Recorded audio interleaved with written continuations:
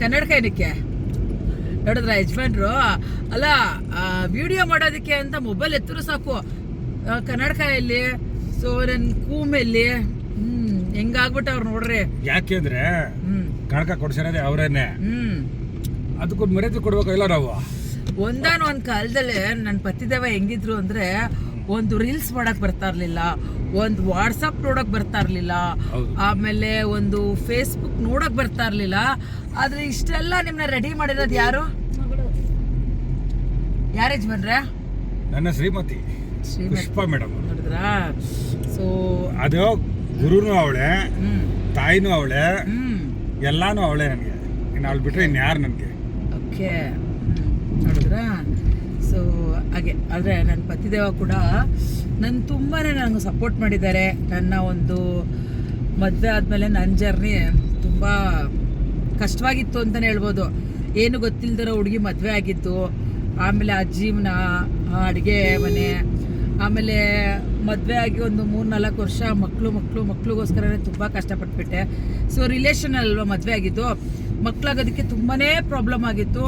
ಆಗ್ತಿತ್ತು ಮಗು ಅಬ್ನಾರ್ಮಲ್ ಆಗಿ, ಮಗುಗೆ ಮೆದುಳು ಬೆಳೆದಿಲ್ಲ, ಸೊ ಕೈ ಬೆಳೆದಿಲ್ಲ, ಕಾಲು ಬೆಳೆದಿಲ್ಲ ಅಂದ್ಕೊಂಡು ಅಬಾರ್ಷನ್ ಮಾಡಿಸೋದು. ಅಪ್ಪ ನನ್ನ ಜೀವನದಲ್ಲೇ ಮಕ್ಕಳಿಗೋಸ್ಕರ ಎಷ್ಟು ಕಷ್ಟಪಟ್ಟಿದ್ದೀನಿ ಅಂದರೆ ರಾಘವೇಂದ್ರ ಸ್ವಾಮಿಗೆ ಗೊತ್ತು. ತುಂಬಾ ಕಷ್ಟಪಟ್ಟು ನಾನು ಇವಾಗ ಮುತ್ತನಂತ 2 ಮಕ್ಕಳು ಪಡೆದಿದ್ದೀನಿ. ಒಬ್ಳು ಸೌಮ್ಯ, ಒಂದು ತೇಜಸ್ಸು. ಯಾಕೆಂದರೆ ಒಬ್ರೊಬ್ರು ಒಂದೊಂದು ಜೀವನದಲ್ಲಿ ಒಬ್ರೊಬ್ರದ್ದು ಒಂದೊಂದು ಸ್ಟೋರಿಗಳಿರುತ್ತೆ. ನನ್ನ ಸ್ಟೋರಿ ತುಂಬ ದೊಡ್ಡ ಸ್ಟೋರಿನೇ ಇದೆ. ಸೊ ಮಕ್ಕಳನ್ನ ಪಡೆಯೋದಕ್ಕೆ ಮಾತ್ರ ಸಿಕ್ಕಾಪಟ್ಟೆ ಕಷ್ಟಪಟ್ಟು ಬಂದೆ. ಆಮೇಲೆ ಮದುವೆ ಆದಮೇಲೆ ನಾನು ಇನ್ನೇನು ಮಾಡಲ್ಲ ಅಂದ್ಕೊಂಡಿದ್ದೆ, ಆದರೆ ಯಜಮಾನ್ರು ಸಪೋರ್ಟ್ ಮಾಡಿದ್ರು. ಅವರು ಸಪೋರ್ಟ್ ಮಾಡಿದ್ರಿಂದ ಫಸ್ಟು ನಾನು ಶುರು ಮಾಡಿದ್ದೆ ನನ್ನ ಜರ್ನಿಲೇ ಟೈಲರಿಂಗ್ ಶಾಪ್ಗೆ ಹೋಗಿ ಟೈಲರಿಂಗ್ ಕಲ್ತಿದ್ದು. ಟೈಲರಿಂಗ್ ಕಲಿತು ಬ್ಲೌಸ್ ಹೊಲಿಯೋದೆಲ್ಲ ಕಲಿತೆ. ಬಟ್ ಯಾಕೋ ನನಗಷ್ಟು ಖುಷಿ ಅನ್ನಿಸ್ಲಿಲ್ಲ ಮನಸ್ಸಿಗೆ. ನನಗೆ ಯಾಕೋ ಇದು ವರ್ಕೌಟ್ ಆಗಲ್ಲ ಅನ್ನಿಸ್ತು. ಓಕೆ, ಅದನ್ನಲ್ಲೇ ನನ್ನ ಬಟ್ಟೆ ನಾನು ಹೊಲ್ಕೊಂಡು ಸುಮ್ಮನಾದೆ. ಮತ್ತು ನಾನು ನೆಕ್ಸ್ಟ್ ಕೋರ್ಸ್ ಏನಾದರೂ ಕಲ್ಯಾಣ ಅಂದ್ಕೊಂಡು ಹೋಗಿದ್ದೆ. ಎಲ್ಲಿಗೆ ಅಂತ ಅಂದರೆ ನನ್ನ ಒಂದು ಬ್ಯೂಟಿ ಪಾರ್ಲರ್ ಜರ್ನಿಗೆ. ಅಲ್ಲಿ ಬಂದು ಒಂದು ಬೇಸಿಕ್ ಕೋರ್ಸು, ಫ್ರೀ ಕೋರ್ಸ್ ಅಂದ್ಬಿಟ್ಟು ಒಂದು ಅಡ್ವರ್ಟೈಸ್ ಬರ್ತಾಯಿತ್ತು.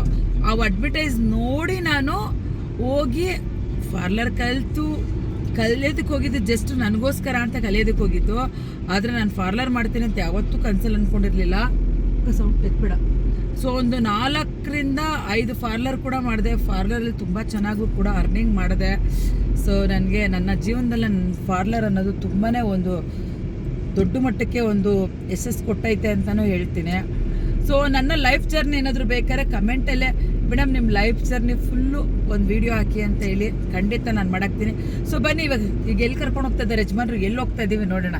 ಏನು ಯಜಮಾನ್ರೆ? ನಾವು ಎಲ್ಲಿ ಹೋಗ್ತಾ ಇದ್ದೀವಿ ಅಂತಂದರೆ ಮಾನ್ಯ ಮಹಾಲಕ್ಷ್ಮಿ ಅವ್ರ ಮನೆಗೆ ಹೋಗ್ತಾ ಇದ್ದೀವಿ. ಓಕೆ. ಮಾನ್ಯ ಮಹಾಲಕ್ಷ್ಮಿ ಯಾರು ಅಂದರೆ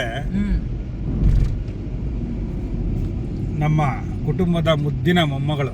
ಎಸ್, ಅದೊಂಥರ ಕ್ಯೂಟ್ ಪುಟ. ಮನೆ ಹೋಗ್ತಾ ಇದ್ದೀವಿ. ಈ ಟೈಮಲ್ಲಿ ಒಂದು ವಿಚಾರ ಹೇಳಕ್ಕೆ ನಾನು ಇಷ್ಟಪಡ್ತೀನಿ. ನಮ್ಮ ತಾಯಿ ನನಗೆ ಜ್ಞಾಪನ ಬಂದ್ಬಿಟ್ರು. ನನಗೆ ಅವ್ರು ಹೇಳೋರು, ನೋಡೋ ಕರ್ಮಕ್ಕೆ ಮಾತ್ರ ಕೊಣೋ ಹೆಂಡ್ತಿ, ಮಿಕ್ಕಿದ್ದಕ್ಕೆಲ್ಲ ನಿನ್ನ ತಾಯಿ ಕೊಣ ಅವಳು ಅಂತ ನಮ್ಮ ತಾಯಿ ನನಗೆ ಉಪದೇಶ ಮಾಡಿದ್ರು. ಅವಾಗಿಂದನೂ ಕೂಡ ನಮ್ಮ ತಾಯಿನೂ ಇವ್ರು ಚೆನ್ನಾಗಿ ನೋಡ್ಕೊಂಡ್ರು. ಅವರು ಇವರೆಲ್ಲ ಒಂದೇ ಅಲ್ವಾ, ತಾಯಿ ತಮ್ಮನ ಮಗಳೇ ಅಲ್ವಾ, ಇಬ್ಬರು ಒಂದು. ಕರ್ಮಕ್ಕೆ ಮಾತ್ರ ಹೆಂಡ್ತಿ, ಮಿಕ್ಕಿದ್ದಕ್ಕೆಲ್ಲ ತಾಯಿ ಕಾಣೋ ಅಂತಂದ್ರು. ನಮ್ಮ ತಾಯಿ ಇರೋವರೆಗೂ ನಮ್ಮ ತಾಯಿನ ಚೆನ್ನಾಗಿ ನೋಡ್ಕೊಂಡ್ವಿ. ಇವಾಗ ಆ ಮಾತು ನನಗೆ ಜ್ಞಾಪನ ಬಂತಲ್ವಾ, ಈ ತಾಯಿನ ನಾನು ಇವಾಗ ನೋಡೋದ್ ಮುಖಾಂತರ ನಮ್ಮ ತಾಯಿನ ಕಾಣ್ತಾ ಇದ್ದೀನಿ. ಇವಳೇ ತಾಯಿ, ಇವಳೇ ಗುರು, ಇವಳೇ ನನ್ನ ಸರ್ವಸ್ವ. ನನಗೆ ಯಾರು ನಮ್ಮ ತಾಯಿ ಇಲ್ಲ ಇವಾಗ, ನನಗೆಲ್ಲ ಇವಳೇ. ಸೊ ನೋಡಿದ್ರಲ್ಲ ಯಜಮಾನ್ರು ಮಾತು. ಯಜಮಾನ್ರು ಮಾತಾಡ್ತಾ ಇದ್ದಾರೆ ಅಷ್ಟೇ ಸಾಫ್ಟು, ಆದರೆ ಅಷ್ಟೇ ಕೋಪಿಷ್ಟ ಕೂಡ. ಸ್ಟಾರ್ಟಿಂಗ್ ಅವ್ರನ್ನ ಮದುವೆ ಆದಾಗ ಫುಲ್ಲು ಗಡ ಗಡ ಗಡ ಗಡ ಅಂತ ನಡಗ್ಬಿಟ್ಟಿದ್ದೀನಿ. ಅಷ್ಟೊಂದು ನನ್ನ ನಡಗಿಸ್ತಾ ಇದ್ರು, ಅಷ್ಟೊಂದು ಅವಾಜು. ಒಬ್ಬ ನಾಗಭೂಷಣ್ ಅಂದರೆ ಏನು ಹೇಳ್ತೀರಾ, ಭಯಂಕರ ಆವಾಜ್ ಹಾಕೋರು. ಇವಾಗ ಯಾರಿದ್ರದು? ಪರಿಸ್ಥಿತಿ ಒತ್ತಡ ಇವಾಗ. ಇಲ್ಲ ಇವಾಗ ಅವ್ರಿಗೆ ನಾನು ಎದ್ರಲ್ಲ, ನನಗೆ ಅವರು ಎದ್ರಲ್ಲ, ನಮ್ಮಿಬ್ಬರ ಮಧ್ಯೆ ಒಂದು ಒಳ್ಳೆ ಅಂಡರ್ಸ್ಟ್ಯಾಂಡಿಂಗ್ ಇದೆ, ಒಂದು ಪ್ರೀತಿ ಇದೆ. ಸೊ ಏನೇ ಒಂದು ಕೆಲಸ ಆದರೂ ಅವ್ರು ಗೊತ್ತಿಲ್ಲದ ನಾನು ಮಾಡೋದಕ್ಕೆ ಹೋಗಲ್ಲ, ನನಗೆ ಗೊತ್ತಿಲ್ಲದ ಅವ್ರು ಮಾಡೋದಕ್ಕೆ ಹೋಗಲ್ಲ. ಯಾಕೆಂದರೆ ನಮ್ಮ ಜೀವನದಲ್ಲಿ ಒಂದು ಪ್ರೀತಿ ಅಂಡರ್ಸ್ಟ್ಯಾಂಡಿಂಗ್ ಒಂದು ಮುಖ್ಯವಾಗಿದ್ದರೆ ಸೊ ಜೀವನ ತುಂಬ ಚೆನ್ನಾಗಿ ಸಾಗಿಸ್ಬೋದು. ಸೊ ನಮ್ಮ ಮದುವೆ ಆಗಿ ಎಷ್ಟು ವರ್ಷ ಆಯಿತು ಅಂತ ನೀವು ಒಂದು ಕಮೆಂಟಲ್ಲಿ ತಿಳಿಸಿ. ಎಷ್ಟು ವರ್ಷ ಆಯಿತು, ನನ್ನ ಲೈಫ್ ಜರ್ನಿ ಏನೋ ನಾನು ಪೂರ್ತಿಯಾಗಿ ವಿಡಿಯೋ ಹಾಕ್ತೀನಿ. Thank you so much.